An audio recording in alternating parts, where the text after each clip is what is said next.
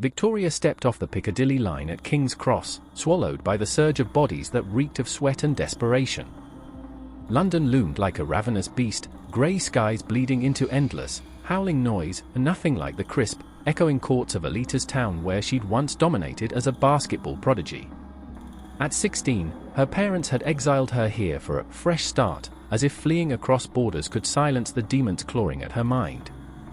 They had diagnosed her with ADHD years ago, but it was entangled with PTSD, a festering scar from the bullying that had shattered her world.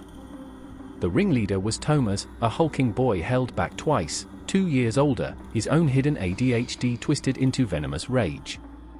In Lithuania, where basketball was religion and normal was law, difference meant exile. Thomas masked his chaos by unleashing it on her, mocking her relentless energy on the court, her laser focus during games that made her untouchable. Crazy Vic, he'd hiss in the gym, slamming her against the bleachers, stealing her ball, turning teammates against her with whispers of her own weirdness. Practices became battlegrounds, games, nightmares. The torment eroded her until her mind forged its weapon, fixation.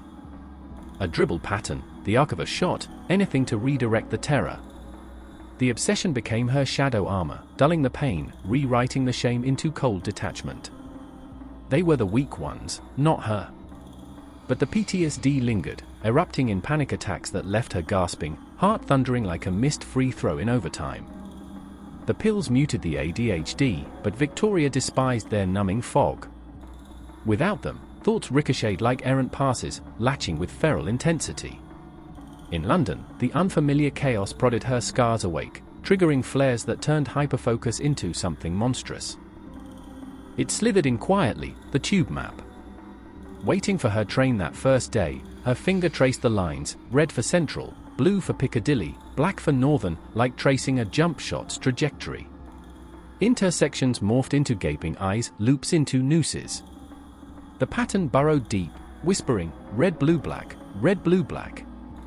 By the time she stumbled into Aunt Lena's suffocating Camden flat, it thrummed in her veins, a dribble echoing from her elitist days. Sleep evaded her that night. Streetlight shadows clawed across the ceiling, twisting into skeletal tube lines that seemed to breathe. She counted them, 1, 2, 3, reaching 47, Thomas's old jersey number, the one he'd worn while shoving her face into the court floor. Then reset. The counting was a ritual, a twisted echo of counting shots in practice. But a neighbor's guttural shout pierced the walls, mimicking Thomas's roar. Panic exploded, chest constricting like a vice, breath ragged gasps, the room warping into a vortex of leering faces. PTSD clawed her back to those blooded knees on the hardwood. To survive, her mind seized the pattern harder, letting it devour the fear, transforming it into an insatiable hunger. Dawn revealed eyes like bruised sockets and a notebook scarred with manic sketches, maps bleeding ink like open wounds. School was a fever dream, accent slashing like elbows in a rebound scramble, snickers echoing locker room taunts. A boy's mocking grin flashed Thomas's sneer, triggering tremors in her hands. She retreated into red, blue, black, the rhythm pounding like a basketball against concrete, drowning the world in its malevolent cadence. She chased the pattern on the trains, deliberate now, a predator in pursuit.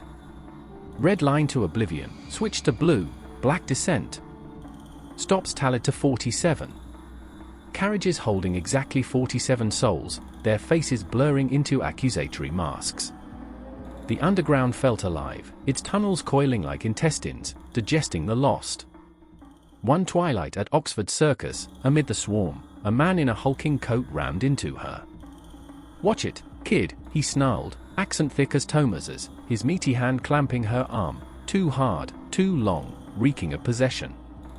The contact ignited hellfire, PTSD roaring to life, panic attack slamming her like a blindside foul, heart a war drum, vision tunneling to pinpricks, sweat chilling her skin as if doused in ice water. The platform heaved, faces twisting into demonic grins. But the pattern reared, venomous and protective. He's fracturing it, defiling the rhythm. The hum swelled to a deafening buzz, red, blue, black, sinking with phantom dribbles. Her mind recast him as Toma's reborn, an abomination staining the sacred pattern, a bully whose shame demanded erasure. Guilt? It dissolved in the obsession's acid, armored away like every courtside bruise. She stalked him onto a desolate train, then off at a forsaken station where shadows gnawed the edges of light. He slipped into a murky service corridor, the air thick with rot and buzzing electricity. She followed, footsteps echoing like final seconds on the clock. He wheeled around, eyes narrowing to slits. "What the fuck do you want? Piss off before I make you." The words ripped open old gashes, panic cresting in a tidal wave of nausea and dread. But the pattern consumed it, fueling a primal fury. She didn't register snatching the jagged tile shard, its edge glinting like a blade. Only the rhythm commanded, red blue black, thrust twist pull. He choked a wet gasp, eyes bulging in terror as blood erupted from his throat in crimson fountains, painting the walls in arterial sprays. He clawed at the gash, nails scraping flesh, gurgling pleas bubbling through red foam. His body convulsed, legs kicking in futile spasms, before slumping into a heap, eyes frozen in eternal accusation. She watched the life leak out, hands slick and trembling. No scream rose in her throat. No bile of regret. Only euphoric calm, the rhythm purified, 47 restored. The blood pooled in rivulets, forming grotesque maps that whispered approval. Her mind sealed the horror away, just as it had buried Toma's cruelties under layers of unfeeling steel. The hum purred, satiated. She plunged deeper into the labyrinth that night, drawn to bank where lines knotted like a hangman's noose. Tiles counted to 47 under flickering lights that cast elongated shadows, clawed hands reaching for her ankles. Aunt Lena's frantic calls echoed unheard in the void. Days blurred into delirium until they dragged her from a fetid corner, chanting red blue black, 1 to 47, her skin caked in crusted gore that wasn't all her own. Doctors muttered of psychotic fracture, PTSD igniting ADHD into infernal blaze, trauma metastasizing in the city's underbelly. Heavier chains of medication, iron-barred rooms, eyes watching through slits. Yet in the drugged haze's cracks, the pattern slithered back, insidious, eternal, hungry for more. It shielded her from the abyss of what she'd become, whispering promises of deeper descents. And sometimes, in the mirror's warped glass, her reflection leered back, eyes hollow voids, lips curling in a rictus grin, counting in a voice not quite her own.